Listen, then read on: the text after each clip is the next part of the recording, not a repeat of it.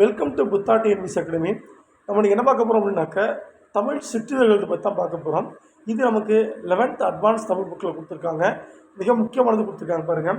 மணிக்கொடி, கிராம ஊழியன், கலாமோகினி, எழுத்து, கசடுதபுர, ழா, வானம்பாடி, இலக்கிய வட்டம், சூறாவளி, சதங்கை, கலைமகள், சுபமங்களா, கனையாழி, நிகழ்.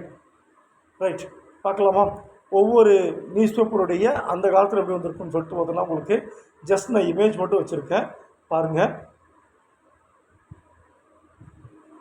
ரைட், என்னென்ன சிற்றிதழ்கள் பார்க்கலாமா?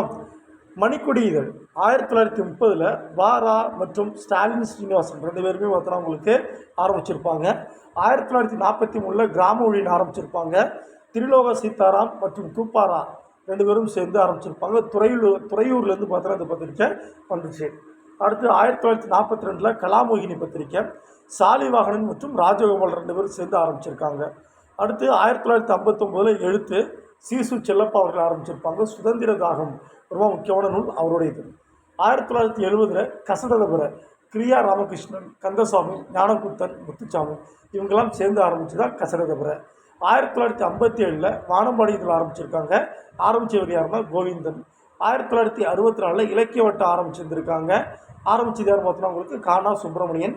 1939 சூறாவளி, கானா சுப்பிரமணியன் ஆரம்பிச்சிருக்காங்க. 1971 சதங்கை இதழ், வனமாளிகை உருவாக்கியிருந்திருப்பாங்க. நாகர்கோயிலிருந்து வெளியான பத்திரிகை இது. 1932 கலைமகள், நாராயணசாமி ஐயர் உருவாக்கியிருந்திருப்பார். 1988 சுபமங்களா இதழ், இது யார் உருவாக்கியிருப்பாங்கனாக்கா ஸ்ரீராம் நிறுவனம் உருவாக்கியிருக்கு. 1965 கனையாழி இதழ் உருவாக்கியிருப்பாங்க. யார் உருவாக்குறதுனா கஸ்தூரி ரங்கன் அவர்கள். அடுத்து 1983 நிகர் பத்திரிகை, இது யார் உருவாக்குறதுனாக்க ஞானி அவர்கள் உருவாக்கியிருப்பாங்க. இது எல்லாமே உங்களுக்கு என்ன கேட்பாங்க அப்படின்னாக்க யார் உருவாக்குனா இந்த இதழ் பற்றி உங்களுக்கு கண்டிப்பாக ஒரு கொஷின் வரும். இது எல்லாமே 11th அட்வான்ஸ் தமிழ் புக்கில் பார்த்தா உங்களுக்கு ஸ்டார்ட் பண்ணும்போதே கவிதைகள் பார்த்தா கொடுத்துருந்துருப்பாங்க. அதில் கொஞ்சம் ப்ரீஃபாக கொடுத்துருப்பாங்க. தேங்க்யூப்பா.